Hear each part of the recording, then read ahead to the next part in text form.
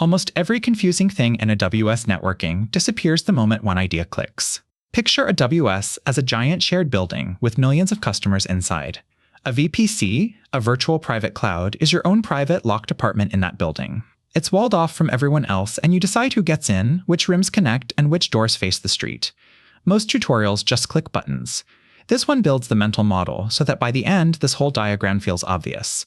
Here's the thing nobody tells beginners. AWS already gave you a VPC. This is the VPC dashboard, and you can see there's a default VPC in every region, plus the one we're about to build, called VMcloud VPC Demo.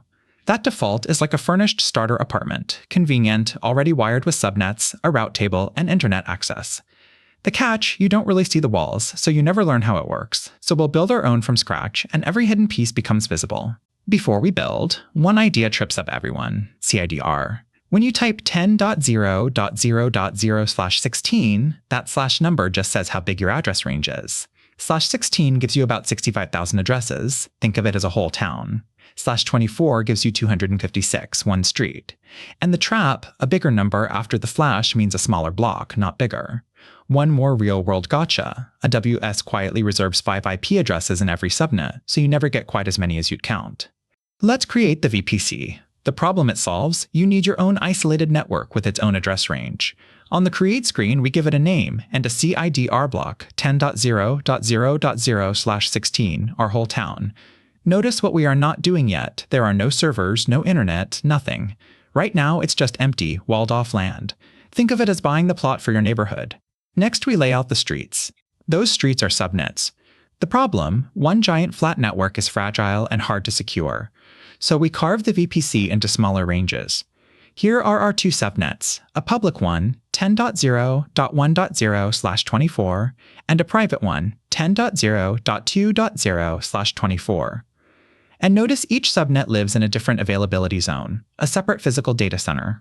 Real example, you build on 2 streets in 2 different parts of town, so if one floods, your app stays up. That's high availability, baked in. Now, how does anything reach the internet? Through an internet gateway. The problem, a brand new VPC is completely sealed, nothing in, nothing out. So we create an internet gateway and attach it to the VPC.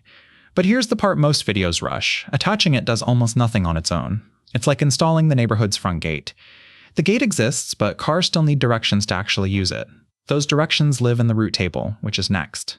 This is the most important screen in the whole video. A route table is the GPS of your subnet, and the single line you see here, 0.0.0.0/0 pointing to the internet gateway, is the entire difference between public and private.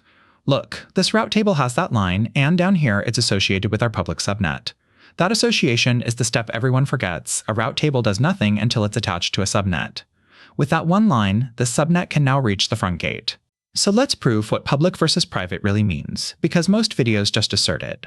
A public subnet's instance has that route, 0/0 to the internet gateway, so its traffic can find the front gate and reach the internet, a house with a driveway out to the street.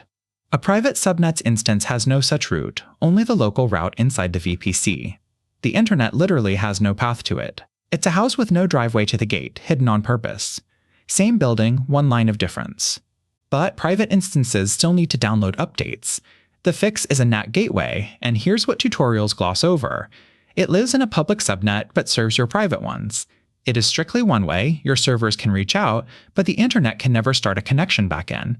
It needs an elastic IP. And critically, it is not free, it charges by the hour plus per gigabyte, a classic surprise bill. Think of a doorman who carries your mail out to the gate, but never lets a stranger walk in. Cheaper trick coming up, an endpoint that skips NAT entirely.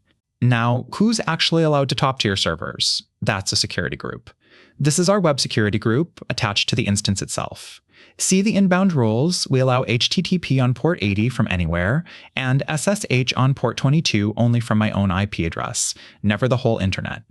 The keyword is stateful. A security group remembers traffic it let in, so the reply is automatically allowed. You never write a return rule.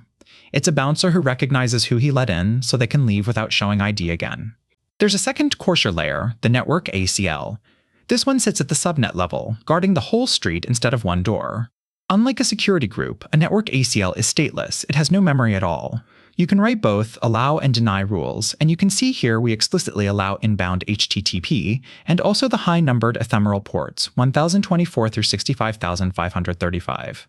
That second rule is the one almost everyone forgets, and it's the number one real-world network ends, and it's the number one real-world networking bug. Let's put them side by side, because mixing these up causes endless pain. A security group attaches to the instance, is stateful, allow rules only, and reply traffic is automatic. A network ACL attaches to the subnet, is stateless, supports allow and deny, and checks both directions, so you must explicitly allow the ephemeral return ports, or your replies silently vanish. Rule of thumb, do your real security with security groups. Treat the network ACL as a broad backup fence. And if traffic outworks but nothing comes back, suspect the NACL every time. Two pieces that beginner videos almost always skip, but real architectures depend on them. First, a VPC endpoint, shown here, it lets your private subnet reach a service like S3 over Amazon's own network, with no NAT gateway and no trip to the public internet, more secure, and it saves you that NAT bill. Second, VPC peering connects two separate VPCs privately, as if they were on the same network. Think of both as private hallways between buildings, so you never have to step out onto the public street. Now the screen that will save you hours, the troubleshooting checklist for the classic cry, why can't my instance reach the internet? Walk these 5 in order. 1. Does it have a public IP? 2. Does its route table have 0/0 pointing to the internet gateway? 3. Is that route table actually associated with the subnet? 4. Does the security group allow outbound? 5. Does the network ACL allow the inbound and the ephemeral return ports? It's almost always one of these 5, and now you know exactly where to look. Let's lock in the whole model in one picture. The VPC is your private neighborhood. Subnets are streets, each in its own availability zone. CIDR is how many house numbers you get. The route table is the GPS, and the one line to the internet gateway is the switch between public and private. The internet gateway is the front gate. The NAT gateway is the doorman who only sends mail out. Security groups are the bouncer at each door, stateful. Network ACLs are the gate guard for the street, stateless. And endpoints and peering are your private hallways. Get this model, and AWS networking stops being scary. Each piece gets its own deep dive, so subscribe to VN Cloud, and we'll keep making AWS simple, with real example.